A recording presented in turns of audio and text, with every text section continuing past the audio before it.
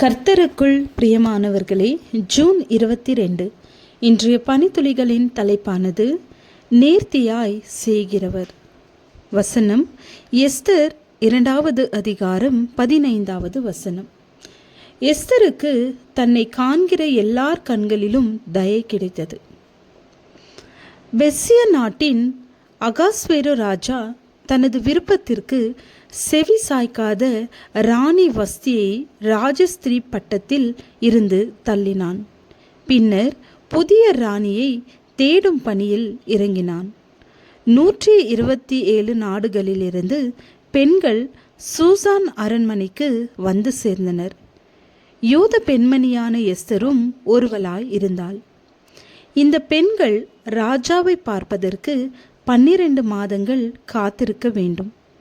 அந்த மாதங்களிலும் அவர்கள் எதை கேட்டாலும் அதை அவர்களுக்கு கொடுக்க வேண்டியது ராஜாவின் பிரதானி எகாயின் பணியாய் இருந்தது.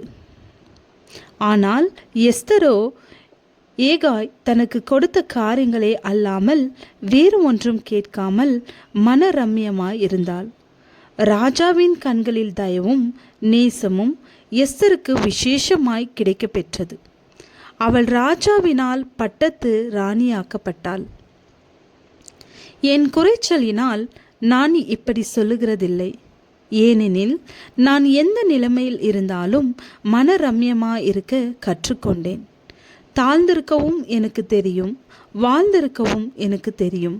எவ்விடத்திலும் எல்லாவற்றிலும் திருப்தியாயிருக்கவும் பட்டினியாயிருக்கவும் பரிபூரணமடையவும் குறைவுபடவும் போதிக்கப்பட்டேன். என்னை பலப்படுத்துகிற கிறிஸ்துவினாலே எல்லாவற்றையும் செய்ய எனக்கு பலனுண்டு. பவுல் அப்போஸ்தலன் கூறுவதைப் போல எந்த நிலைமையில் இருந்தாலும் மனரம்யமாய் இருக்க கற்றுக்கொள்ள வேண்டும். சில வேளைகளில் நாம் என் வாழ்க்கை முன்னால் இப்படி இருந்தது, அப்படி இருந்தது, அந்த வாழ்க்கை இப்பொழுது இல்லையே என்று வருத்தப்படுவோம். அப்படி வருத்தப்படுவதில் எந்த பயனும் இல்லை.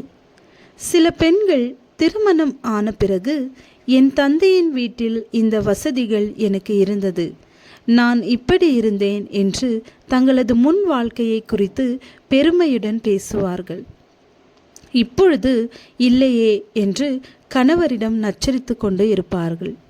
இதனால் தானும் மனநிறைவு அடையாமல் கணவருக்கும் மன நிம்மதி கொடுக்காமல் அவர்களது வாழ்க்கையில் அதிக பிரச்சனைகள் ஏற்படும். முன்னால் இருந்த நிலைமையை யோசிக்காமல் நாம் இருக்கும் நிலைமையில் மன திருப்தியோடு போதும் என்ற மனதோடு இருக்க பழகி கொள்ள வேண்டும். அதுவே மற்றவர்களின் கண்களில் நமக்கு தயை கிடைக்கவும், முக்கியமாக தேவன் அதை பார்த்து நமக்கு அருள் செய்வார். அவர் உங்களை தெரிந்து கொண்டார், அவர் எல்லாவற்றையும் நேர்த்தியாய் செய்வார். ஜெபம்.